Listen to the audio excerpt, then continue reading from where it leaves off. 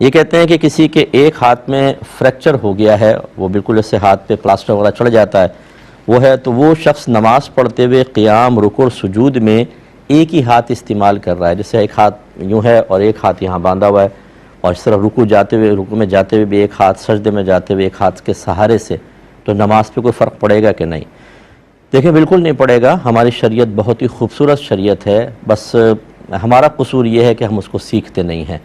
हमारा कसूर ये है कि हम बाज़ औक़ात उन लोगों से सीखते हैं जो दीन का सिर्फ़ एक हिस्सा और मुख्तसर हिस्सा बताकर बाकी दीन को फ़रामोश कर देते हैं, जिससे हमें ऐसा लगता है कि दीन हमारा बहुत तंग है और दीन पे चलना आजकल बहुत मुश्किल है। जबकि अगर आपने सही दीन सीखा हो, हमारा दीन इस्लाम इंसान की हर मुश्किल के वक्त में उसको रियायत देता है। चुनाचे इस मुख्तसर तमहीद के बाद जवाब ये है कि बिल्कुल आप एक हाथ इस्तेमाल कर सकते हैं।